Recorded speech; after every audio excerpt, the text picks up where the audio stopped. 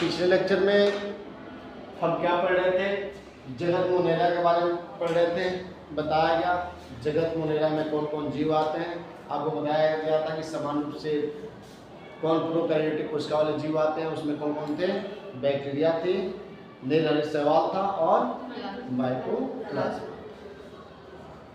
आपको ये भी बता दिया गया उसी मुख्य रूप से आप में उसमें किसमें बैक्टीरिया के बारे में ही क्या करना है, अध्ययन करना है। यानी दुनिया में सबसे पहले जन्म किसका हुआ होगा भाई, किसका हुआ होगा, बैक्टीरिया का हुआ होगा। अब बैक्टीरिया यानी मुख्य रूप से इसमें बैक्टीरिया के बारे में ही पढ़ना था।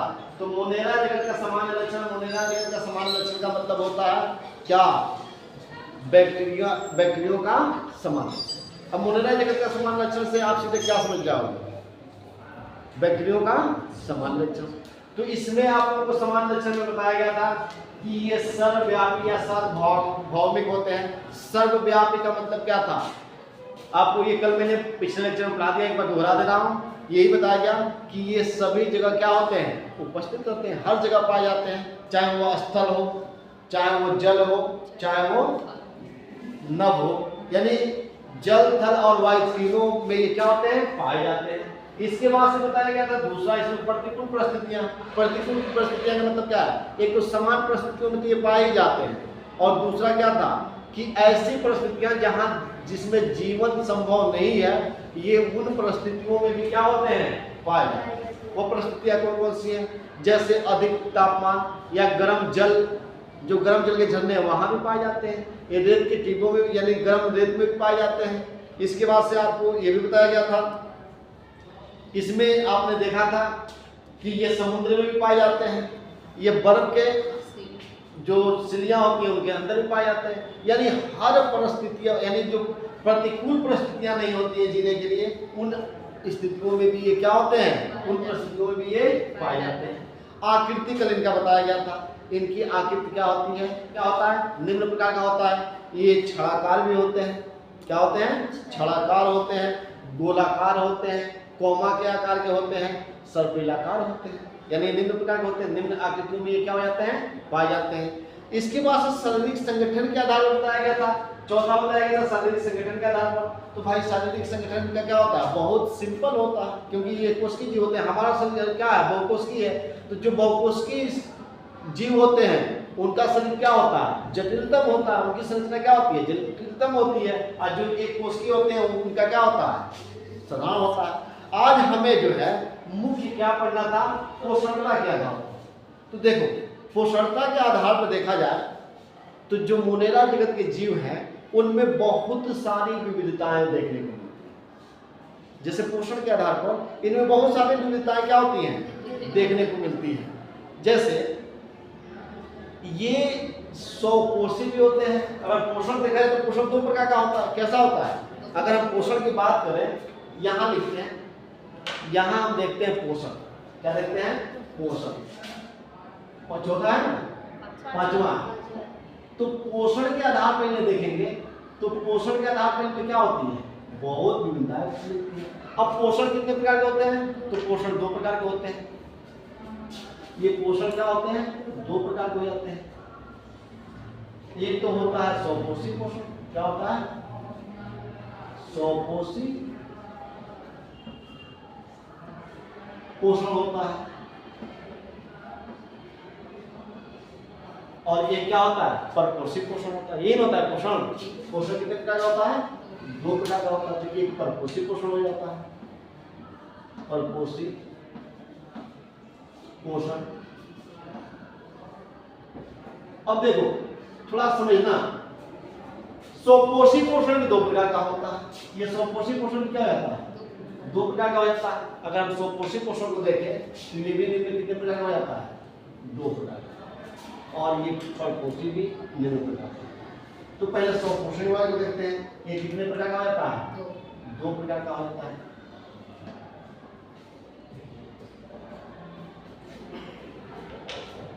एक रसायन स्वपोषी होता है, एक प्रकाश संश्लेषण होता है।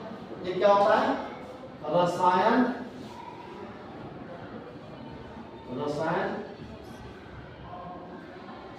स्वपोषण। और दूसरा क्या होता है, प्रकाश संश्लेषण।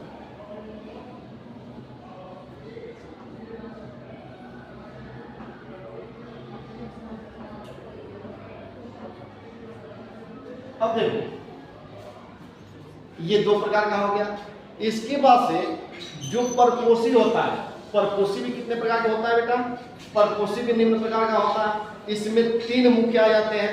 एक होता है परभक्षी, ये क्या होता है? ये भी तीन प्रकार का हो गया।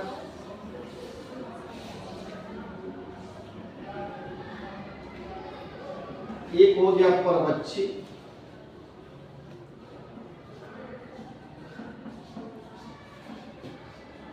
दूसरा इसमें आ जाएगा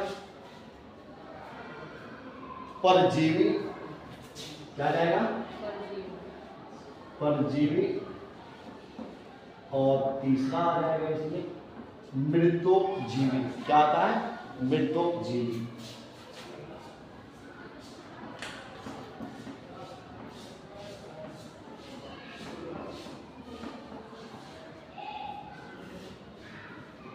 इसमें हम पढ़ क्या रहे हैं? हम देख रहे हैं कि बताया गया, ध्यान देना, इतनी चीजें मैं क्यों बता रहा हूं, इस चीज को समझाने के लिए। अब मैं पोषण के आधार पर जब मैं बताऊंगा तो आपको समझाने के लिए ये समझना होगा। जब तक इस चार्ट को नहीं समझोगे तब तक इनके बारे में नहीं समझ पाओगे। तो इसमें क्या बताया गया? इनमें काफी विविधताएं देखना। इनके पोषण के आधार पर देखा जाए तो इनमें काफी विविधताएं होती हैं। वो विविधताएं कौन होती हैं, हम उसको बताते हैं।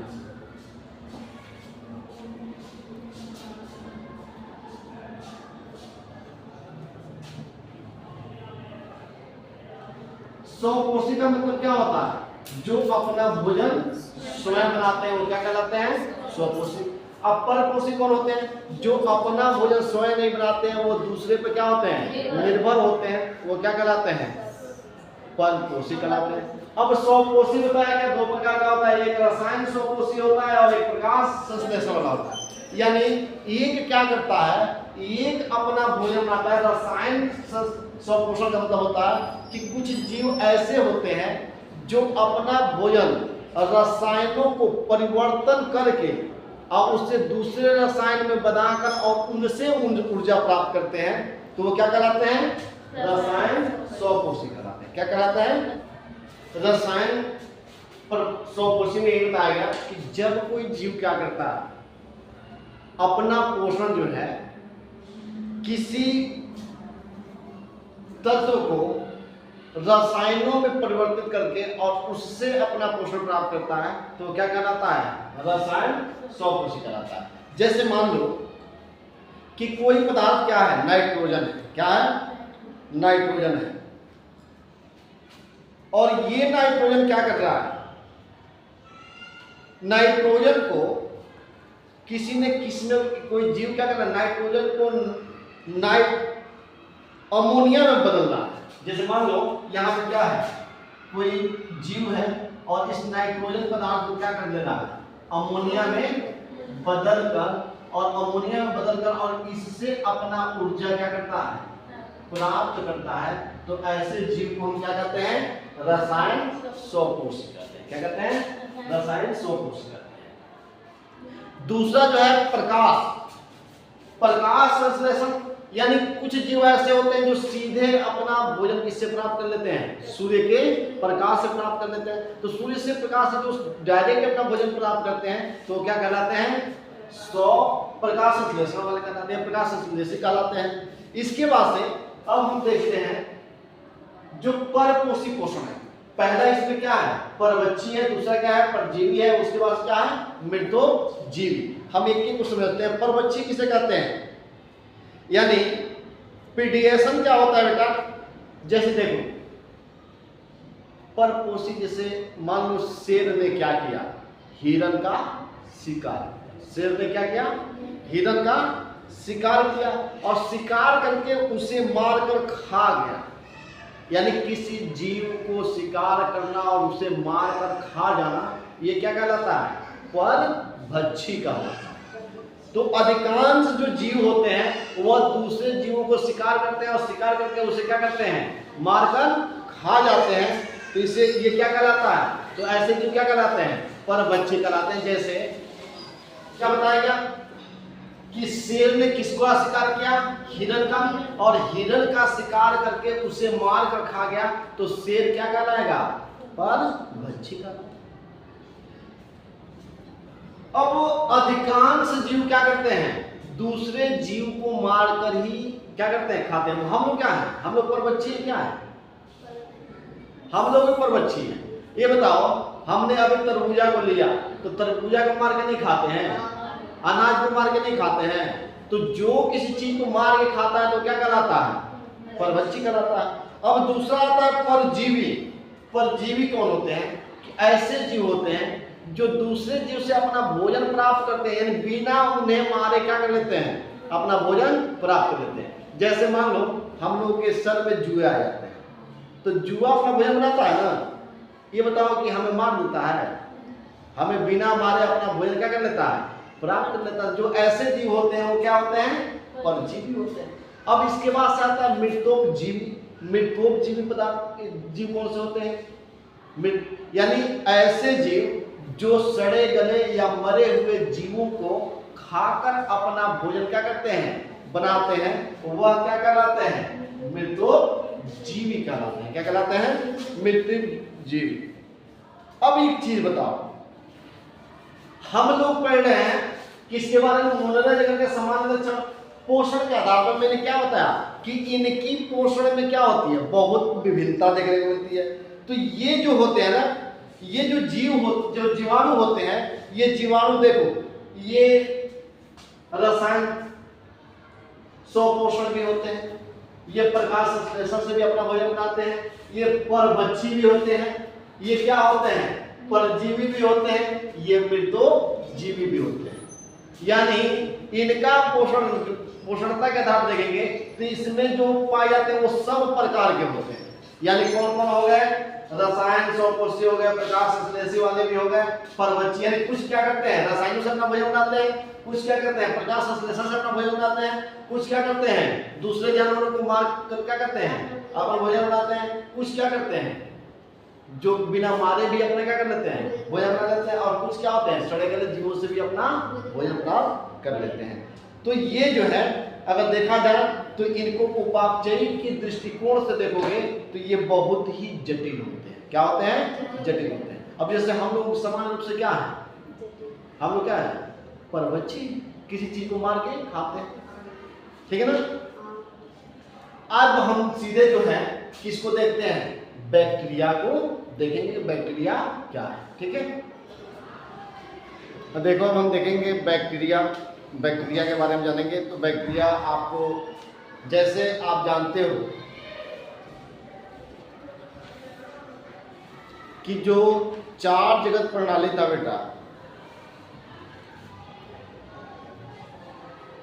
जिसका नाम क्या था, मोनेरा जगत था, और इस 4 जगत प्रणाली को किसने प्रस्तुत किया था, तो आप लोगों ने पिछले लेक्चर में पढ़ा था कि इसको प्रस्तुत जो है कोपलैंड महोदय ने किया था।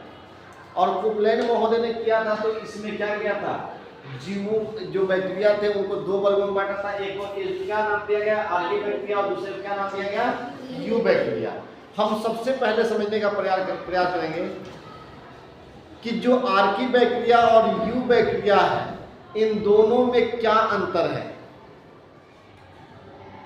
इन दोनों में क्या करेंगे, अंतर समझेंगे। और ये भी बताया गया था कि जो ये बैक्टीरिया होती हैं ये प्रतिकूल परिस्थितियों में पाई जाती हैं। तो पहले हम इसका अंतर देख लेते हैं, उसके बाद से हम बात करेंगे।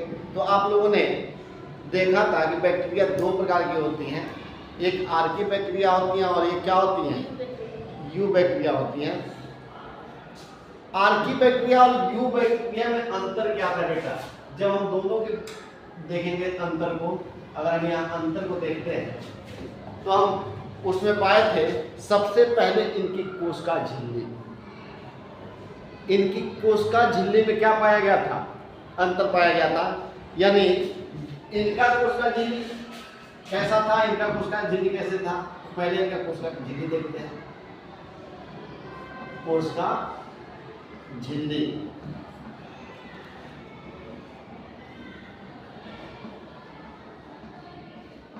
ये आप पढ़ चुके हो, मैं उसी को दोहरा रहा हूं। और इनकी कोशिका झिल्ली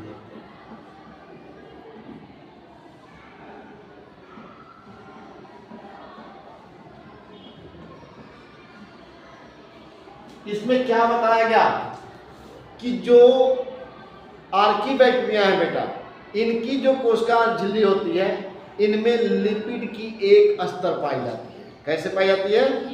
एक स्तर पाई जाती है, जो क्या होती है? शाखित होती है, यानी शाखाओं की तरह से होती है। जैसे ये बताया गया था कि इनमें लिपिड की एक स्तर पाई जाती है। और कैसे? जैसे मान लीजिए कोई कोशिका है, ये क्या है? कोशिका है। तो एक ऐसे और एक ऐसे और एक ऐसे, इस तरह से बताया गया था आप लोगों को, याद आ रहा है? यस कि इनकी कुछ इस प्रकार क्या है? शाखित के रूप में होती है। और इनमें क्या बताया गया था कि इनकी कोशिका जो झिल्ली होती है, इनकी कोशिका झिल्ली जो है, इनमें लिपिड के 2 समानांतर स्तर मिलती है। इसमें क्या बताया गया था कि इनमें जो होती है कोशिका झिल्ली, यू बैक्टीरिया में, उनकी जो कोशिका झिल्ली होती है, उसमें जो है लिपिड के समानांतर स्तर पाए जाते हैं। जैसे मान लो ये कोई कोशिका है, ऐसे बताया गया था, याद है आप लोगों को? जी सर। तो इसमें क्या पाया जाता? समानांतर। इस प्रकार से समानांतर क्या पाया जाता? लिपिड कैसे पाए जा रहे थे? समानांतर पाए जा रहे थे। याद आया? जी सर। इसके बाद से बताया गया था कि इनकी जो है, यानी यहां पे आपने क्या देखा कि इसमें लिपिड के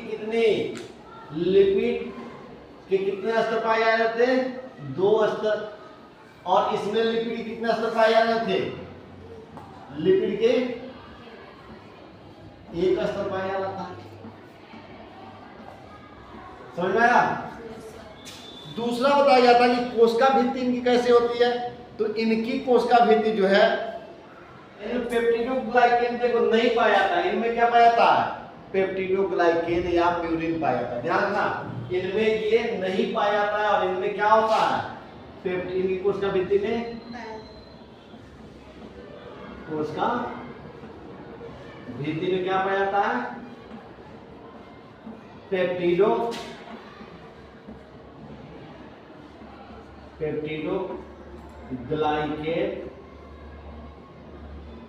ग्लाइकेन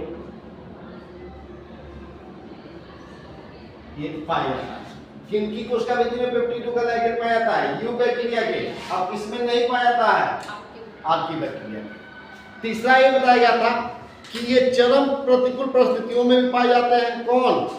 आर्की बैक्टीरिया क्या होते हैं? चरम प्रतिकूल परिस्थितियां, जैसे ज्वालामुखी के वाले, जहां ज्वालामुखी विस्फोट होता है वहां पर भी पाए जाते हैं। ये गर्म झरनों में भी पाए जाते हैं। ये अवातावरणीय क्षेत्र में जहां ऑक्सीजन नहीं होता है वहां पर भी पाए जाते हैं।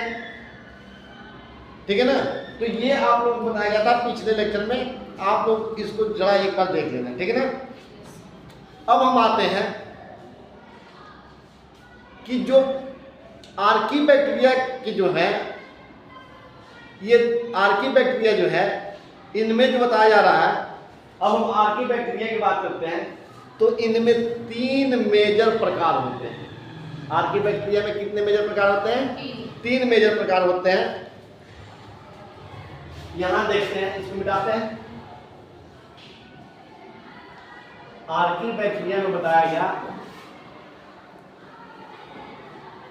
कि इसमें क्या होते हैं? 3 मेजर प्रकार होते हैं इसके। अब वो कौन कौन 3 मेजर प्रकार होते हैं? तो हम आर्की बैक्टीरिया को देख रहे हैं। तो एक ये हो गया मेजर, और एक इसको मान लेते हैं, और एक इसको मान लेते हैं। ठीक है ना? ये 3 इनकी मेजर प्रकार है। एक को कहा जाता है, पहले को नोट कर लेना, पहले को कहा जाता है हेलोफिलस। क्या कहता है? हेलोफिलस। हेलोफिलस।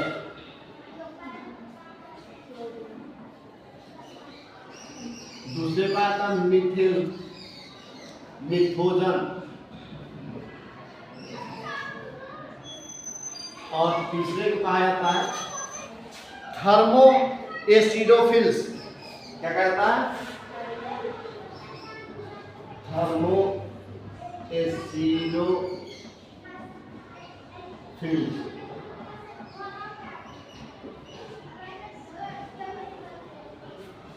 अब इन तीनों में क्या अंतर होता है, जरा इसको ध्यान देते हैं बेटा, ध्यान से सुनोगे। ये 3 मेजर प्रकार इनमें बताया गया है और इन तीनों मेजर प्रकार को समझने का प्रयास करेंगे। देखो, पहले हम समझते हैं हेलोफिलस क्या है। यानी ये हेलोफिलस में ऐसे जीवाणु होते हैं बेटा, ये वहां पाए जाते हैं, ये जीवाणु वहां पाए जाते हैं जहां पर लवणता की मात्रा क्या होती है, बहुत ज्यादा होती है। जहां लवण की मात्रा ज्यादा होती है वहां पाए जाते हैं। जहां नमक का पैदावार होता है उन क्षेत्रों में कौन पाए जाते हैं, हेलोफिलस पाए जाते हैं। जैसे समुद्र हो गया, एक जो है बीकानेर में एक जगह है यहाँ राजस्थान में, जहां पे नमक का पैदावार क्या होता है, बहुत ज्यादा होता है। वहां पर भी क्या पाए जाते हैं, ये हेलोफिलस पाए जाते हैं। यानी जहां लवण की मात्रा होती है वहां पे कौन पाए जाते हैं,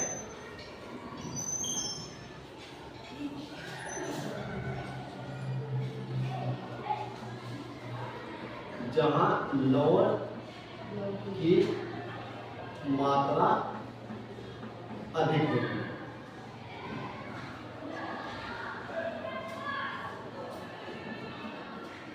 अधिक होती है वहां कौन पाया जाता है, हेलोफिलस पाया जाता है। दूसरा देखो, दूसरा है मिथोजन।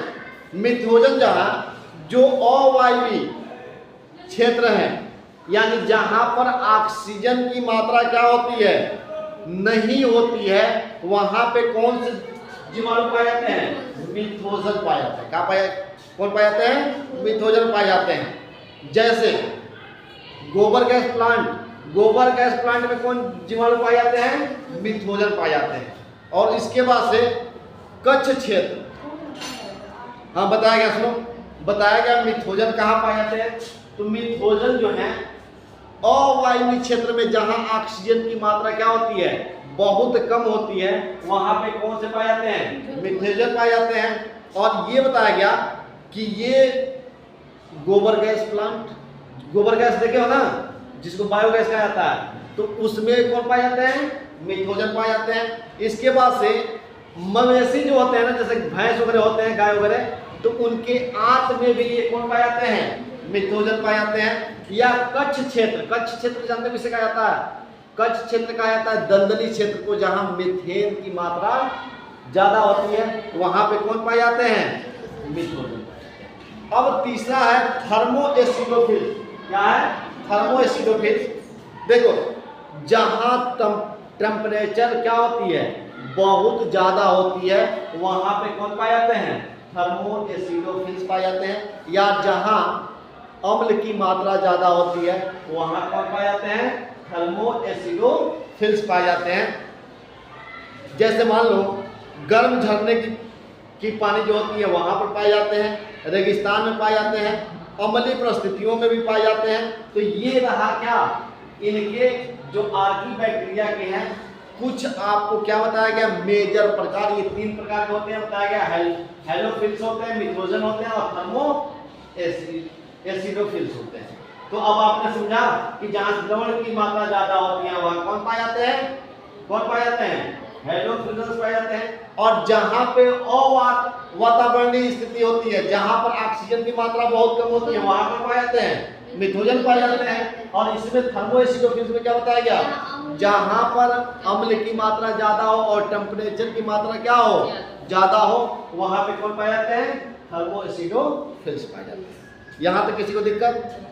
अब हम स्टार्ट करेंगे जो आर्क बैक्टीरिया की जो है, जो आर्क बैक्टीरिया होते हैं बेटा, तो आर्क बैक्टीरियाओं की संरचना कैसी होती है।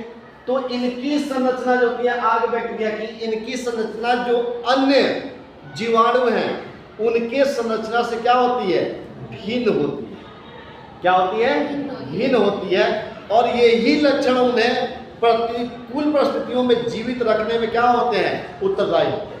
क्या बताया गया, अगर हम इनकी संरचना की बात करें, इसे चाहते हैं इनकी संरचना की बात करते हैं, तो जब हम इनकी संरचना को देखते हैं तो इनकी संरचना क्या बताई जा रही है। अभी हम आर्क बैक्टीरिया के बारे में पढ़ रहे हैं, किसके बारे में पढ़ रहे हैं, आर्क बैक्टीरिया के बारे में पढ़ रहे हैं। हमने आर्क बैक्टीरिया का क्या बता दिया, प्रकार बता दिया। अब इनकी संरचना की बात किया जाए तो इनकी संरचना क्या बताई जा रही है। इनकी संरचना जो होती है अन्य बैक्टीरियों की तुलना में इनकी संरचना क्या होती है, बहुत भिन्न होती है, और यही भिन्नता जो है उन्हें प्रतिकूल परिस्थितियों में रहने के लिए क्या है, उत्तरदायी। ठीक है ना। अब हम इनकी संरचना देख, अब हम लोगों ने क्या कर लिया, आर्क बैक्टीरिया को देख लिया।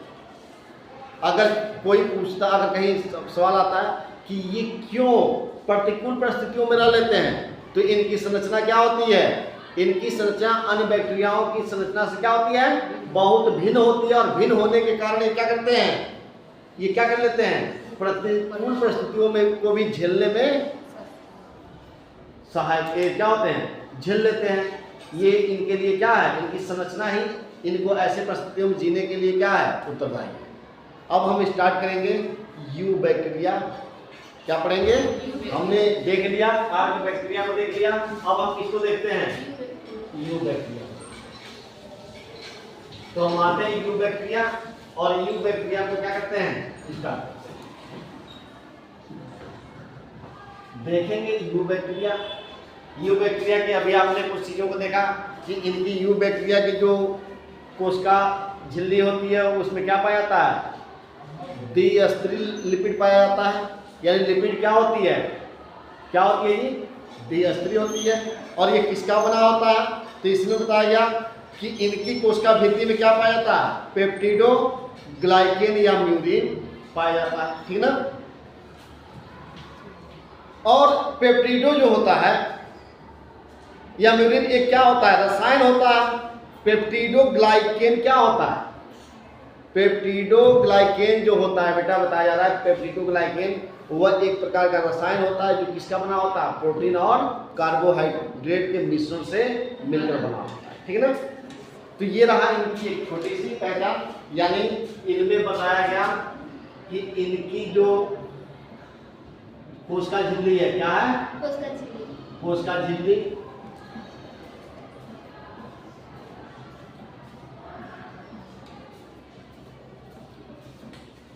उसमें लिपिड की क्या होती है, लिपिड की डबल स्तर पाई जाती है।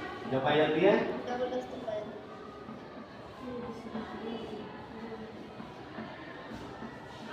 दूसरा क्या बताया गया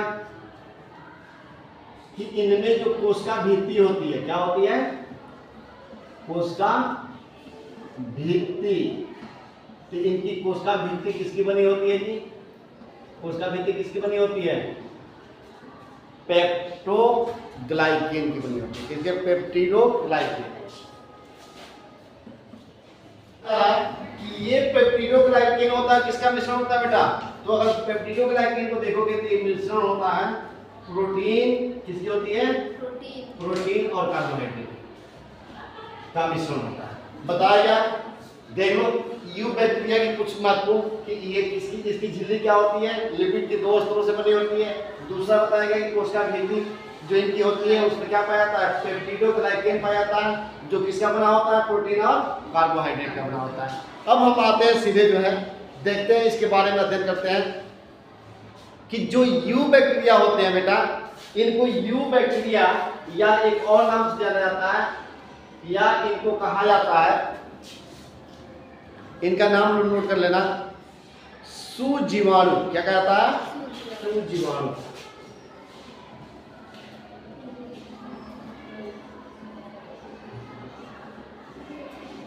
अब ध्यान दो, हम थोड़ा सा इनके क्या किसके बारे में देखेंगे, यू बैक्टीरिया की संरचना को देखेंगे। किसको देखेंगे, यू बैक्टीरिया की संरचना।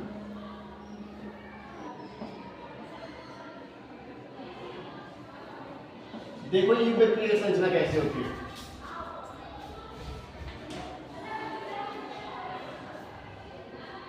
जब हम यू बैक्टीरिया को बाहर से देखते हैं तो ये 3 स्तरों में दिखाई देती है। इनकी जो है ये 3 स्तरों से मिलकर बनी होती है। कौन? यूबैक्टीरिया। यानी मान लिया ये कोई क्या है, एक यूबैक्टीरिया, जैसे ये क्या है, एक यूबैक्टीरिया।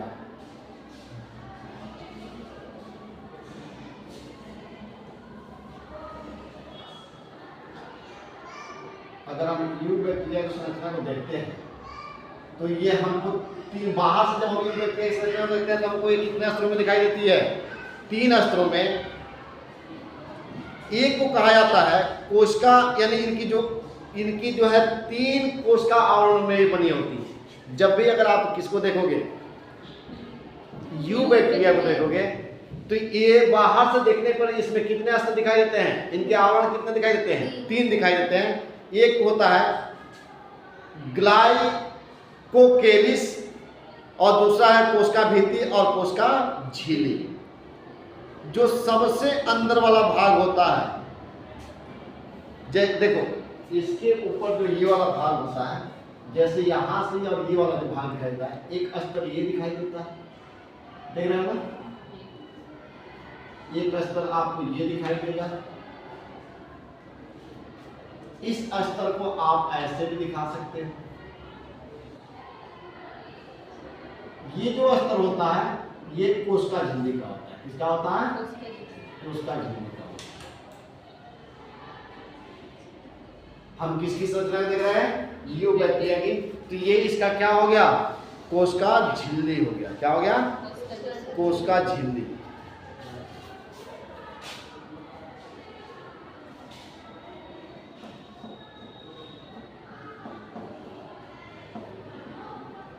ये इसका हमने क्या देख लिया?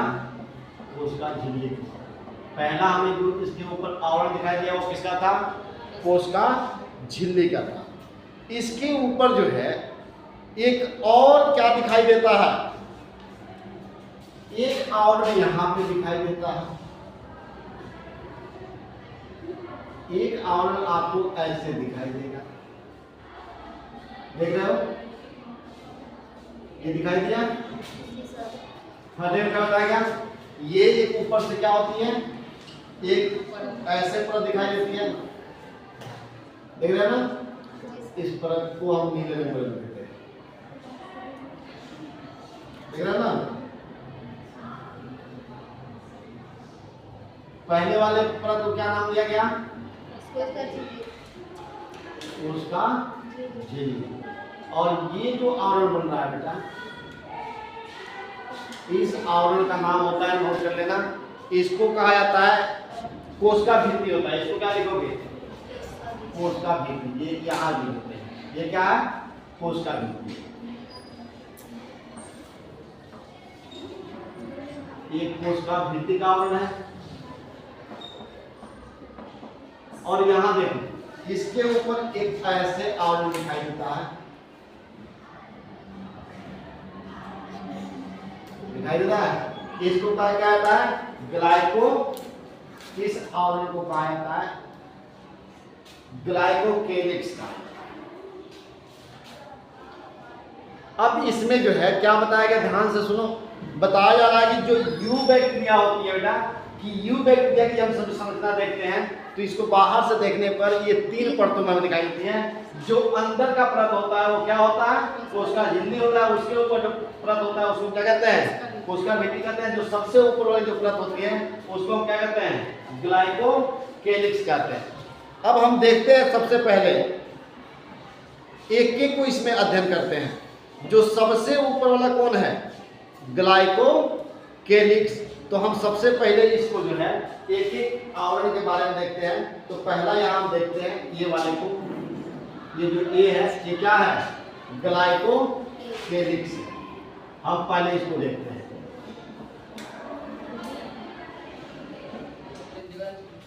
देखो हम देखते हैं, सबसे पहले हमने क्या बताया कि जब हम यूबैक्टीरिया की संरचना को देखते हैं तो ये हमें 3 स्तरों में दिखाई देता है। पहले वाली संरचना को क्या कहते हैं? ग्लाइकोकेलिक्स कहते हैं। ग्लाइकोकेलिक्स होता क्या है, अब हम इसको देखते हैं। ये जो होता है ग्लाइकोकेलिक्स जो होता है वो किसका बना होता है बेटा? ये पॉलीसेकेराइड है। क्या बताया जा रहा है? ये बना होता है कौन? ग्लाइकोकेलिक्स बना होता है पॉलीसेकेराइड।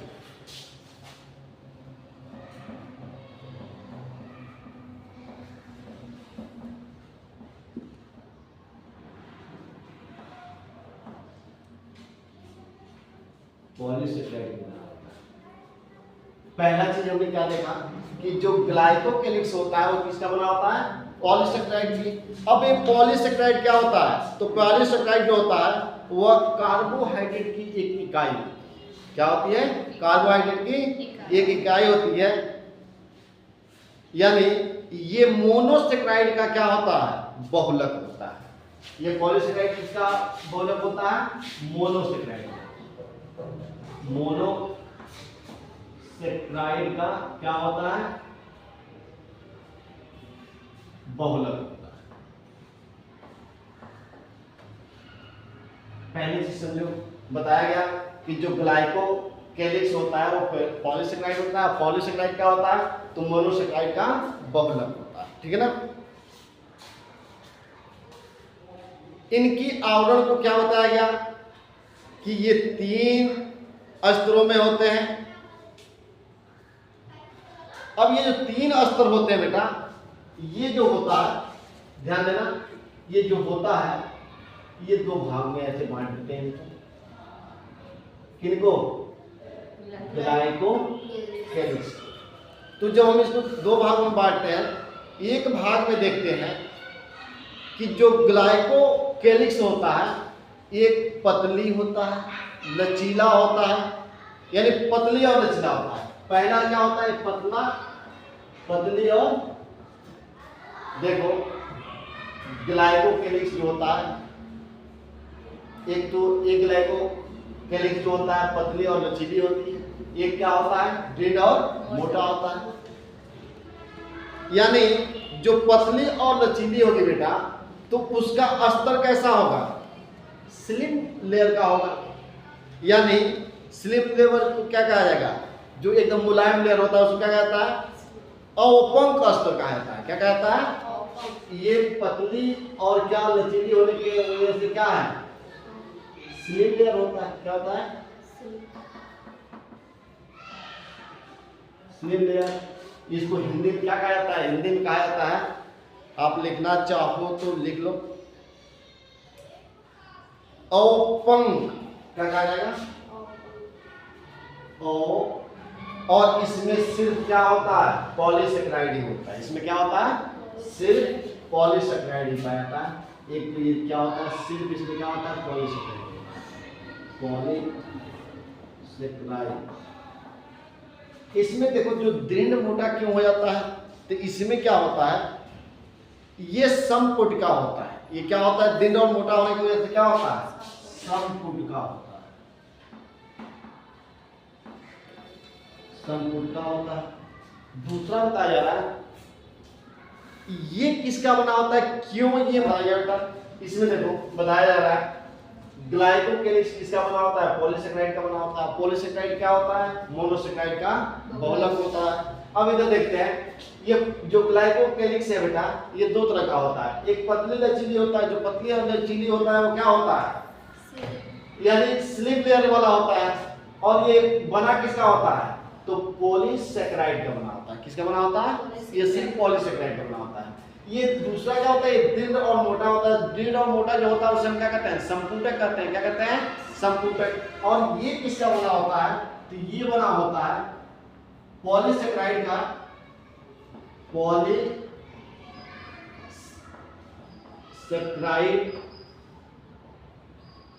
और प्लस किससे मिलकर बना होता है? पॉलीसेकेराइड और अमीनो अम्ल से मिलकर बना होता है। किससे मिलकर बना होता है? अमीनो अम्ल से मिलकर बना होता है। ये देखो मोटा क्यों होता है? तो मोटा की जब बात आएगी तो इसमें मोटा होने का मुख्य कारण है, इसमें जो है कि ये जो पतली ये होती है, पतली क्यों होती है? पतली और लचीली क्यों होती है? क्योंकि ये सिर्फ किसका बना होता है? पॉलीसेकेराइड का बना होता है। और ये मोटी और दृढ़ क्यों होती है? मजबूत क्यों हो जाती है? तो ये पॉलीसेकेराइड और अमीनो अम्ल से मिलकर बनी होती है, इसीलिए क्या हो जाती है, मोटी भी हो जाती है और दृढ़ भी हो जाती है, मजबूत भी हो जाती है। ठीक है, यहाँ समझ में आ गया। अब ये जो होते हैं ना, ये वाले, ये रोगाणु यानी क्या होते हैं, ये रोगाणु होते हैं जो रोग फैलाने वाले होते हैं। कौन? दृढ़ और मोटा वाले जो जीवाणु होते हैं, ये कैसे जीवाणु होते हैं, तो ये रोग फैलाने वाले होते हैं। क्यों रोग फैलाने वाले होते हैं? एक तो पहले इनका शरीर किससे बना होता है, पॉलीसेकेराइड और अमीनो अम्ल से मिलकर बना होता है, जिससे इनका शरीर क्या हो जाता है, मोटा हो जाता है और दृढ़ हो जाता है। इसलिए इनको किस नाम से जाना जाता है, संपुटका या कैप्सूल के नाम से, संपुटका या कैप्सूल भी इन्हें कहा जाता है, याद रखना, कैप्सूल के नाम से भी जाना जाता है। ठीक है, बात समझ में आई। यानी जो इसकी पहला जो ये परत है, हमने इसका जो सबसे बाहरी परत है, हमने इसके साथ सबसे बाहरी परत के बारे में जान लिया, ग्लाइकोकेलिक्स के बारे में जान लिया। एक बार और सुन लो, बताया गया कि जो यू बैक्टीरिया है, इसकी 3 स्तरें होती हैं। सबसे अंदर वाले स्तर को क्या कहता है, कोशिका झिल्ली कहा जाता है, उसके ऊपर वाले स्तर को कोशिका भित्ति कहा जाता है, और सबसे ऊपर वाले जो स्तर होता है उसको क्या कहते हैं, ग्लाइकोकेलिक्स कहते हैं। अब ग्लाइकोकेलिक्स क्या होता है बेटा, तो बताया गया कि ग्लाइकोकेलिक्स क्या होता है, ये पॉलीसेकेराइड का बना होता है। पॉलीसेकेराइड क्या होता है, मोनोसेकेराइड का बहुलक होता है। बताया गया कि ग्लाइकोकेलिक्स 2 तरह के होते हैं, एक पतले और लचीले होते हैं। जो पतले और लचीले होते हैं उनको क्या कहता है, अवफंक स्तर कहा जाता है, और ये बने किसके होते हैं, तो पॉलीसेकेराइड के होते हैं। दूसरा क्या है, बताया गया कि दूसरा दृढ़ और मोटे होते हैं। दृढ़ और मोटे जो होते हैं वो क्या होते हैं, रोगाणुजनक जीवाणु होते हैं। क्या होते हैं, जो रोगाणु फैलाने का काम करते हैं। इनका जो है शरीर का, इनके शरीर का, इनको शरीर किसका बना होता है, पॉलीसेकेराइड प्लस अमीनो एसिड से मिलकर बना होता है। इसीलिए इनका शरीर मोटा और क्या हो जाता है, इनका जो है परत क्या होता है, मोटा, और शरीर मोटा और क्या हो जाता है, दृढ़ हो जाता है। इसलिए इनको क्या कहता है, संपुटका या कैप्सूल के नाम से जाना जाता है। ठीक है, अब हम इसका पहला जो स्तर हमने देख लिया, पहले स्तर के बारे में हमने क्या कर लिया, पढ़ लिया। अब हम दूसरे स्तर के बारे में देखते हैं। दूसरा स्तर इसका क्या है बेटा, कोशिका भित्ति है। अब हम किसको जानेंगे, कोशिका भित्ति को जानेंगे। इसे मिटा दें, तो यहाँ पे हम क्या करते हैं, कोशिका भित्ति को लिखते हैं, यहीं लिख देते हैं। क्या करना है, यहां नहीं आ पाएगा, ये मिटा दें, चलो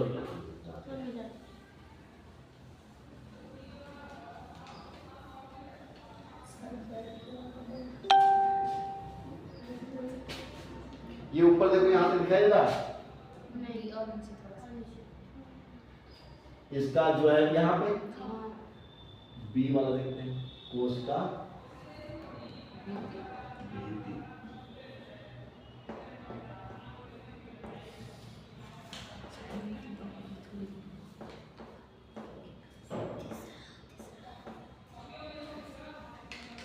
देखो कोशिका भित्ति क्या होता है, ये बी है ना, तो हम बी देखते हैं, कोशिका भित्ति।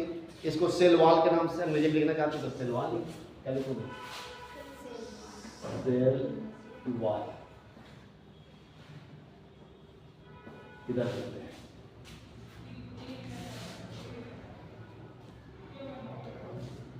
ये जो दूसरा भित्ति आपको कोशिका भित्ति जो दिखाई दे रहा है, जिसको नीले रंग में दिखाया गया है, ये किसका बना होता है, तो ये पेप्टिडोग्लाइकेन से बनी होती है। ये भी किसके बने होती है, पेप्टिडोग्लाइकेन से बनी होती है। ये बनी किसकी होती है, पेप्टिडोग्लाइकेन, पेप्टिडोग्लाइकेन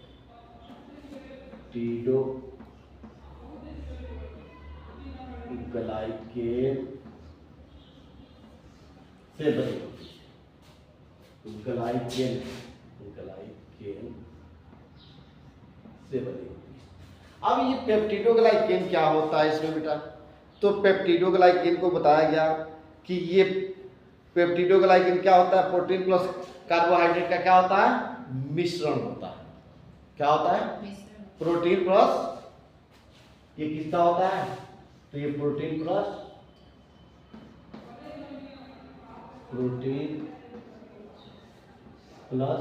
कार्बोहाइड्रेट है पहला।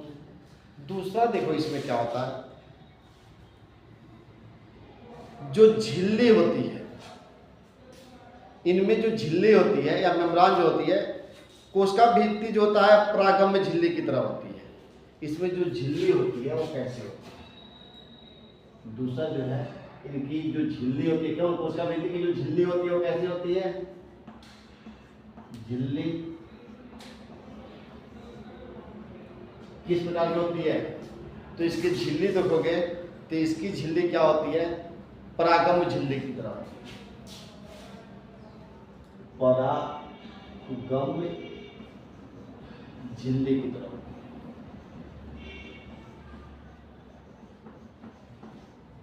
परागम झिल्ली समझ रहे हो बेटा? परागम झिल्ली नहीं समझ रहे हो? देखो ये जो झिल्लियां होती हैं ये 4 प्रकार की होती हैं। कितने प्रकार की होती हैं? 4 प्रकार की होती हैं। एक तो परागम में झिल्ली होता है, इसे यहाँ समझाने का प्रयास करते हैं। वीडियो में देखो, यहाँ दिख रहा है, यहाँ पे नहीं दिख रहा है, यहाँ नहीं दिख रहा है। तो यहाँ देखते हैं जो झिल्लियां होती हैं, ये झिल्लियां कितने प्रकार की होती हैं? ये जो झिल्ली होती है ये 4। जैसे कि झिल्लियों के बारे में पढ़ रहे हैं ना, तो ये जैसे पहला जो होता है परागम में होता है, परागम में झिल्ली। दूसरा जो होता है वो होता है अर्ध परागम में झिल्ली। क्या होता है? अर्ध परागम में झिल्ली।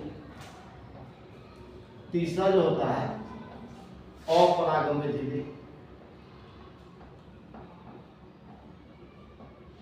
और चौथा जो होता है उसको कहा जाता है चयनित परागम।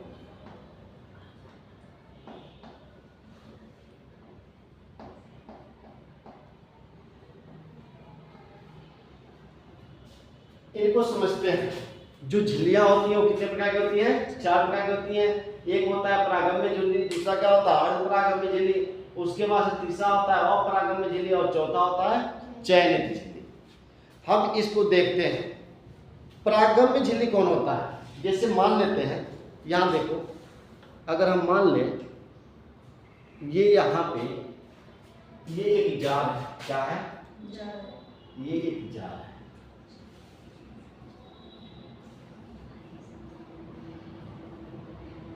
इसमें पहले से क्या है? विलायक, यानी विलायक के रूप में जिसमें कोई चीज घुल जाता है वो क्या कहलाता है? विलायक। इसके अंदर क्या है? विलायक जल है। क्या है? जल है। और इसके एक क्षेत्र, जैसे मान लेते हैं इसके बीच में जो है एक क्षेत्र में चीनी रखा गया है और एक में नमक। जैसे इधर क्या घोला गया है? इसको मान लेते हैं एक तरफ क्या घोला गया है? यहाँ पे चीनी डाला गया है, ये चीनी डाला गया है पतला पतला, और यहाँ पे क्या डाला गया है? नमक डाला गया है। क्या डाला गया है? नमक डाला गया। ये क्या है? चीनी का मिश्रण है, और ये किसका मिश्रण है? नमक का। ये दोनों पानी में घुल जाने वाला है कि नहीं घुल जाने वाला है? घुल जाएगा। दोनों पानी में क्या होता है? यानी विलायक, ये जल को क्या कहेंगे? विलायक कहेंगे। जो चीजें जिसमें घुल जाती है वो क्या होता है? विलायक। अब एक चीज बताओ, जैसे मान लो हमने क्या किया? चीनी नमक को किसमें घोल दिया? पानी में घोल दिया। तो परागम में जो झिल्लियां होगी, इसके बीच में अगर मान लो परागम में झिल्ली लगी हुई है, तो इसमें क्या होगा कि चाहे वो चीनी नमक का घोल हो, वो पानी के साथ इधर भी चला जाएगा और इधर भी बह के जा सकता है और इधर भी बह के जा सकता है। तो यानी परागम में झिल्ली ये होता है कि जो विलायक यानी जो विलयन होता है, तो सब विलयनों को उसमें 2 का मिश्रण है। मान लो उस विलयन में 2 मिश्रण है, कौन कौन सा? चीनी और नमक का, और दोनों को क्या कर रहा है? पानी के साथ यानी विलायक के साथ इधर से उधर आने जाने दे रहा है। तो ये क्या कहलाएगा? परागम में झिल्ली। क्या कहलाएगा? परागम में झिल्ली। अब दूसरा देख लेते हैं। और अब जैसे अर्ध परागम में क्या होगा? और जो सिर्फ विलायक को आने जाने दे, यानी अर्ध परागम में क्या होगा? अर्ध परागम क्या होगा? जो सिर्फ इसमें पानी को इधर उधर आने जाने दे रहा है, चीनी और नमक को इधर उधर आने जाने नहीं दे रहा है, उसे क्या कहेंगे? अर्धपरागम्य झिल्ली कहेंगे। क्या कहेंगे? अर्धपरागम्य झिल्ली। और इसके बाद से आता है अपरागम्य झिल्ली। अपरागम्य झिल्ली क्या है? जो विलयन और विलायक दोनों को आने जाने नहीं देता है। अपरागम्य जो चाहे वो पानी विलायक है और इसमें चीनी और नमक दोनों घुला हुआ है, इसमें किसी को भी कहीं आने जाने नहीं दे रहा है, तो वो क्या कहलाएगा? अपरागम्य झिल्ली कहलाएगा। मान लो हमने यहाँ पे अपरागम्य झिल्ली लगा दिया, तो ये अपरागम्य क्या करेगा? ना चीनी को इधर आने देगा, ना नमक आने देगा, ना पानी को। ये किसी को भी इधर उधर आने जाने नहीं देगा, तो ये क्या कहलाएगा? अपरागम्य। और ये होता है चयनित परागम्य। चयनित परागम्य क्या होता है बेटा? जो विलयन को चयन करेगी। इसमें क्या होता है? ये विलयन को चयन करती। मान लीजिए हमने इसमें क्या लगा दिया? चयन परागम्य झिल्ली लगा दिया, तो ये क्या करेगी? ये चयन करेगी। मान लो इसको चीनी चाहिए, तो इसको चयन कर लेगी। किसको? चीनी को। और चीनी को चयन करके और क्या करेगा? नमक को इधर उधर आने जाने नहीं देगा। सिर्फ किसको आने जाने देगा? चीनी को। अगर मान लो चीनी को नहीं करके और किसी को चयन कर ले रही है, नमक को, तो सिर्फ नमक को इधर उधर आने देगी, चीनी को आने जाने नहीं देगी। तो ये क्या होते हैं?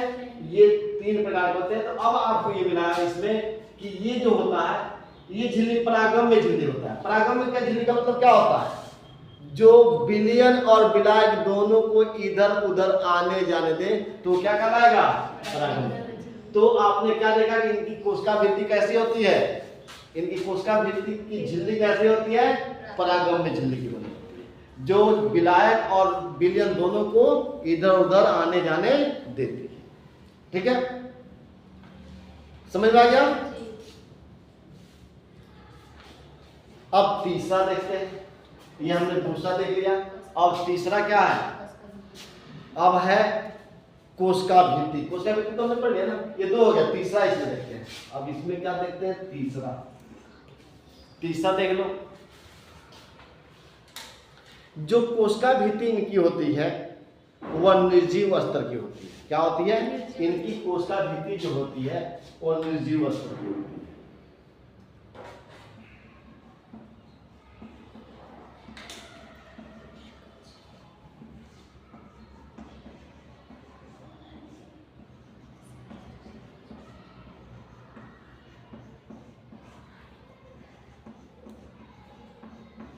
क्या बताया गया? देखो 3 पॉइंट बता दिया गया आपको। पहले बताया गया कि कोशिका भित्ति किसकी बनी होती है? पेप्टोग्लाइकेन की बनी होती है। और ये पेप्टोग्लाइकेन किसका मिश्रण होता है? प्रोटीन और कार्बोहाइड्रेट का मिश्रण होता है। दूसरा बताया गया इसकी झिल्ली कैसी होती है?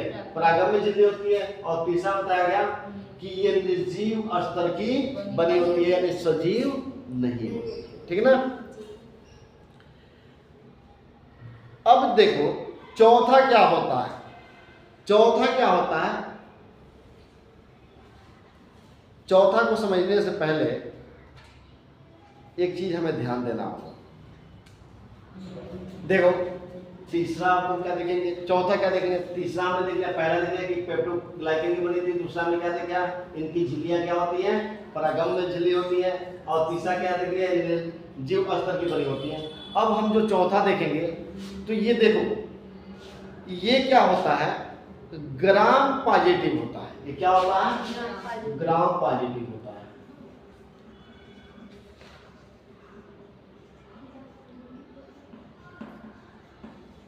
ग्राम पॉजिटिव का मतलब क्या है? Gram positive. पहले समझते हैं ग्राम पॉजिटिव क्या है। देखो इसे समझने के लिए पहले एक चीज आपको समझना होगा। एक वैज्ञानिक थे। कौन थे? एक वैज्ञानिक थे, क्रिश्चियन ग्राम। उनका नाम क्या था? क्रिश्चियन ग्राम। उन्होंने एक नई तकनीकी की खोज की थी जिसका नाम था ग्राम अभिरंजन। क्या नाम था? ग्राम अभिरंजन। ध्यान दो, बताया जा रहा है, हम समझते हैं, बताया जा रहा है। ये चौथा पॉइंट मैं यहाँ समझाने का प्रयास कर रहा हूँ। कौन थे बेटा? एक क्या बताया गया कि एक वैज्ञानिक थे जिनका नाम क्या था? क्रिश्चियन ग्राम।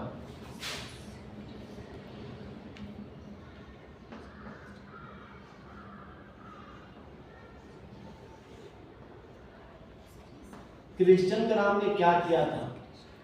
ये जो क्रिश्चियन ग्राम महोदय थे, इन्होंने क्या किया था? एक तकनीकी की खोज की थी। किसकी खोज की थी? जिसका नाम क्या था? ग्राम अभिरंजन। क्या नाम था? ग्राम अभिरंजन।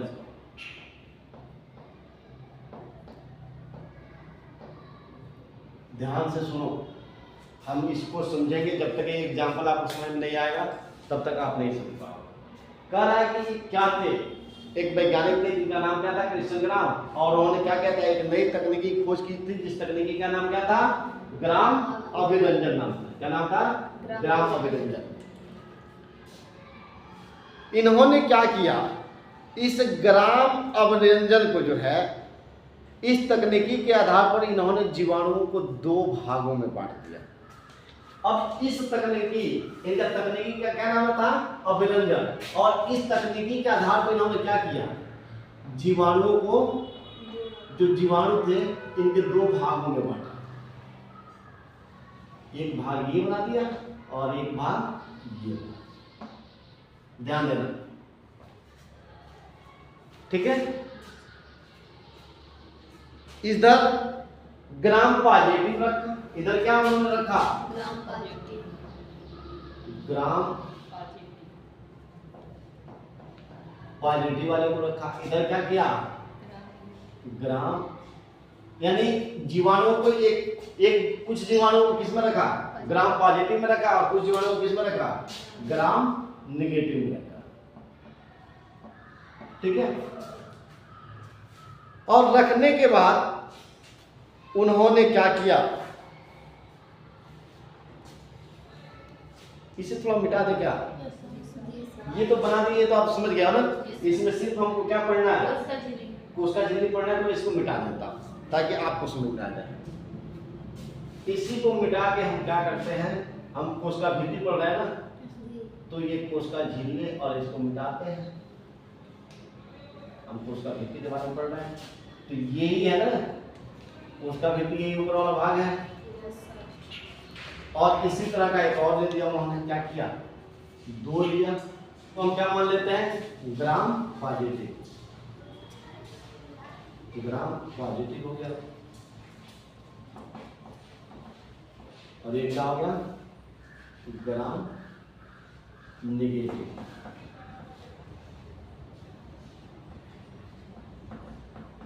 अब देखो, इन्होंने ऐसे दोनों को लिया, और ग्राम पॉजिटिव और ग्राम नेगेटिव। ग्राम पॉजिटिव वाले में उन्होंने क्या किया कि थोड़ा सा इसमें डाई मिला दिया।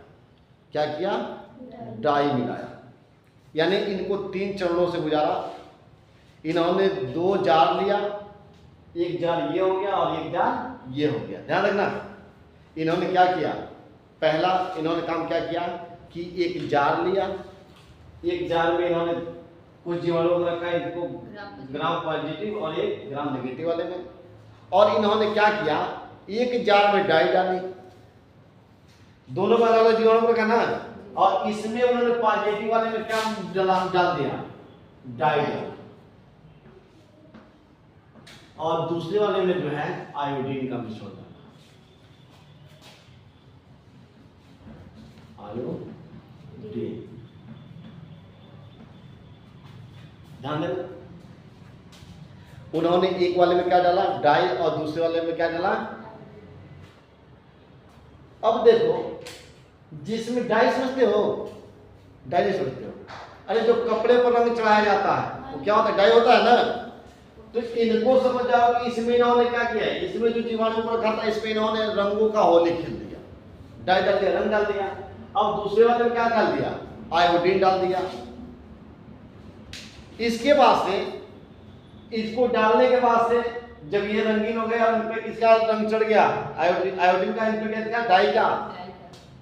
अब ये डाई जो था वो जानते हो कैसा था? वह कुछ जो है ना बैगनी कलर का था, नीले बैगनी कलर का था, ठीक ना। तो ये पूरे जीवाणु किस रंग में रंग गए थे? नीले और बैगनी कलर में ये क्या गए थे? रंग गए थे। अब इनको निकाला और निकाल कर इनको क्या किया? साफ पानी से दोनों को धोआ, और साफ पानी से धोने के बाद फिर चौथे चरण में इन्होंने क्या किया? साफ पानी से धोने के बाद से अब इन पे जो है, अब इस पे उन्होंने क्या किया कि जब साफ पानी से धो दिया तब इनको ले जाकर फिर वही नहीं किया, जाकर आगे क्या किए? एल्कोहल से धो दिए। यानी इनको ले जाकर किससे धोआ? एल्कोहल, यानी एथनॉल से इन्हें क्या कर दिया? धो दिया। तो उन्होंने क्या देखा कि इसमें जो ग्राम पॉजिटिव वाले थे जिनमें डाई डाला था, इसको साफ पानी से धोया, फिर एथनॉल से धोआ, फिर भी उनमें कुछ रंग क्या रह गया? बचा रह गया, और इनका जो है रंग एकदम क्या हो गया? साफ हो गया। तो इसको ही उन्होंने नाम, जो पॉजिटिव रह गया उसी को नाम उन्होंने क्या दिया? ग्राम पॉजिटिव दिया। जिसमें डाई डाला था उसको ग्राम पॉजिटिव दिया, और जिनका रंग उड़ गया उसको नाम क्या दिया? ग्राम निगेटिव। दोनों जार में, जिस जार में क्या हुआ? रंग बचा रह गया, जीवाणु का रंग में क्या रहा? चढ़ा रह गया, उसको उन्होंने क्या नाम दे दिया? Gram positive. और जिसमें रंग नहीं रहा वो क्या नाम दे दिया? निगेटिव। बात समझ में आई? अब देखो इनकी जो कोशिका भित्ति होती है वो क्या होती है बेटा? इनकी कोशिका भित्ति, ये इनके बीच में एक झिल्ली होती है। झिल्ली को छोड़ दो, हम इनकी कोशिका भित्ति को देखते हैं, दोनों की कोशिका भित्ति को देखते हैं। तो इनकी कोशिका भित्ति क्या होती है? अब इसमें बताओ, आप ध्यान देना, इनकी कोशिका भित्ति क्या होगी? मोटी होती है, और इनकी कोशिका भित्ति क्या होती है?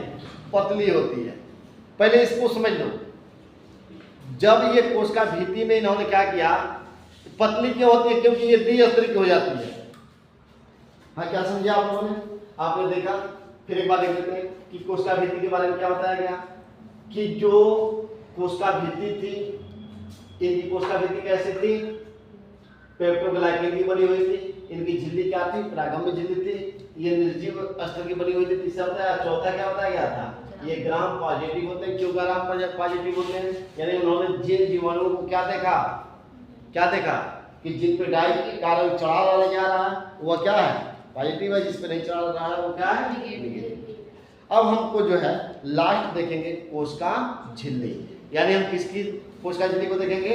यू बैक्टीरिया के कोशिका झिल्ली कैसे होता है। देखो कोशिका झिल्ली के बारे में पढ़ते हैं।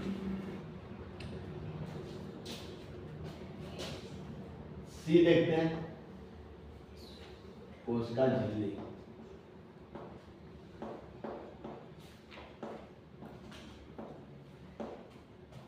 कोशिका झिल्ली कह सकते हो, या और भी नाम, इसको किस किस नाम जाना जाता है? कोशिका झिल्ली को, कोशिका झिल्ली को प्लाज्मा झिल्ली भी कहा जा सकता है, ठीक है ना।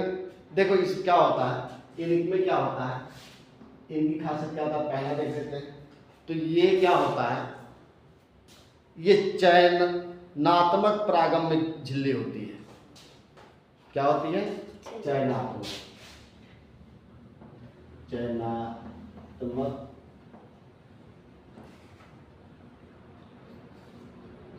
परागम्य होती है। क्या बताएगा? जो यू बैक्टीरिया की कोशिका झिल्ली होती है वो कैसा होती है? चयनात्मक परागम। चयनात्मक परागम में अभी समझे हो ना, जो चयन करके विलयन और विलाय को क्या करता है? लेता है, वह क्या है? तो इनमें क्या पाया जाता है? चयनात्मक पाया जाता है। दूसरा देख लेते हैं, ये किसकी बनी होती है बेटा? तो ये लिपिड और प्रोटीन से बनी होती है। किससे बनी होती है? लिपिड और, इनकी कोशिका झिल्ली किसकी बनी होती है? लिपिड और प्रोटीन से बनी होती है।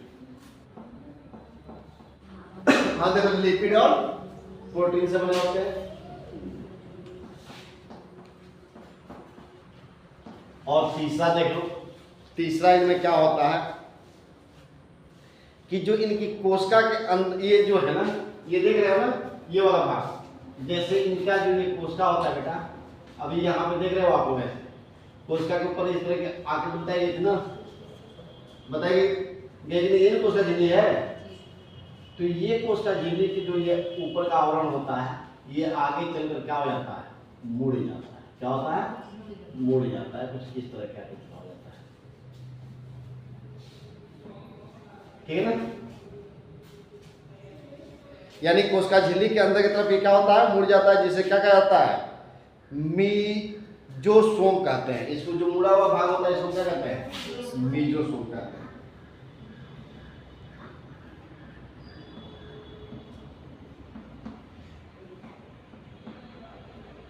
मीजोसोम, ठीक है ना। और ये मीजोसोम कैसे कार्य करता है, जैसे माइटोकॉन्ड्रिया होता है ना, माइटोकॉन्ड्रिया क्या करता है, कोशिकाओं को क्या करता है, ऊर्जा प्रदान करता है। उसी प्रकार से मीजोसोम इसको क्या करता है, ऊर्जा प्राप्त करता है। तो आज यही रन लेते हैं, अगले दिन